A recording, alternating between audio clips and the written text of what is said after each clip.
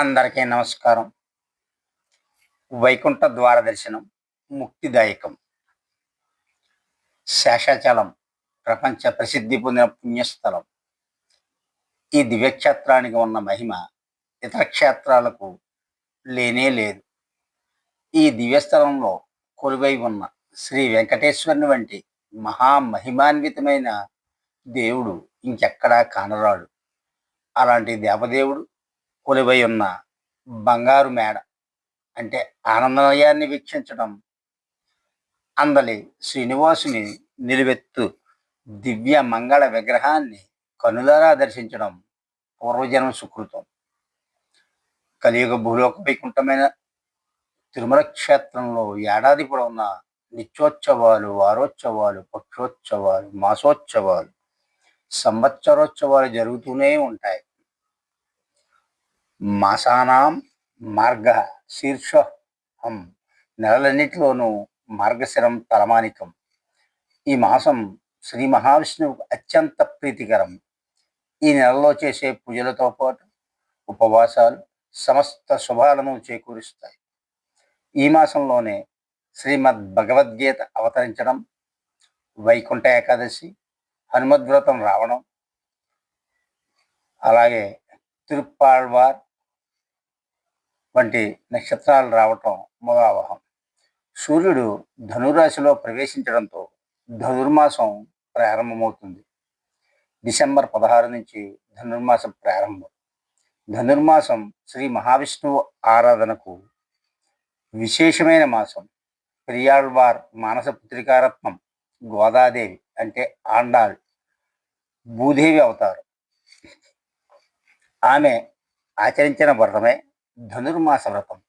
ఈ వ్రతాన్నే తిరుప్పావై అంటారు. ఆండాళ్ తల్లి తన తోటి చెల్లెలతో కలిసి కృష్ణ కీర్తన, కృష్ణ ధ్యానంతో ఆయనలో లీనమయ్యే లక్ష్యంతో సాగించిన 30 పాసురాల గీతికా వ్రతం ఇది. ఈ మాసంలో గోదాదేవిని కీర్తించిన తిరుప్పావై పాసురాలతో తిరుమల స్వామివారిని మేల్కొలుపుతారు.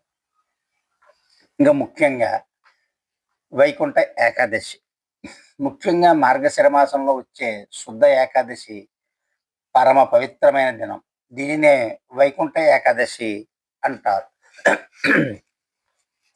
వైకుంఠ ఏకాదశి నాడు సుప్రభాత సమయంలో శ్రీవారి గర్భాలయానికి దగ్గరగా ఆనుకుని ఉన్న ముక్కోటి ప్రదక్షిణ మార్గం తెరవబడుతుంది.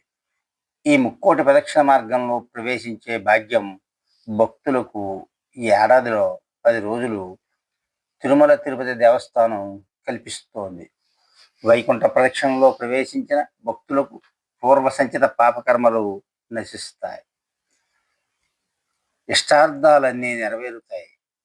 అదే రోజున శ్రీదేవి భూదేవి సమేతుడైన శ్రీ మలయప్ప స్వామి బంగారు తేరుపై తిరుమాడ వీధుల్లో భక్తులకు దర్శనమిచ్చే దృశ్యాన్ని వర్ణించడం అలవి కాదు, దర్శించి తరించాలి అంతే.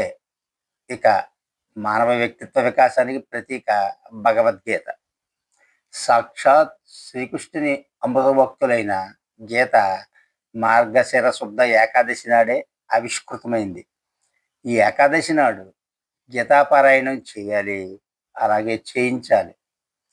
ఈ మాసంలోనే ఆస్తికులకు సన్మార్గాన్ని చూపించి తరించిన భాగవతోత్తములైన తిరుమంగై, తిరుప్పాన్, తొందరడిప్పోడి ఆళ్వార్, షాత్తుమొర వర్ణతిరు నక్షత్రాలు రావడం, వారిని స్మరించడం మన బాధ్యత. ఈ విధంగా మార్గశిర మాసంలో సంభవించే పండుగలు, పర్వదినాలు వైశిష్ట్యాన్ని మనం గ్రహించాలి. వీళ్ళని బట్టి వాటిని సాధన చేసి ఆచరించాలి, తరించాలి. సర్వేజన సుఖినో భవంతు. ఈ వీడియో మీకు నచ్చినట్లయితే లైక్ చేసి, షేర్ చేసి, సబ్స్క్రైబ్ చేయవలసిందిగా కోరుచున్నాను.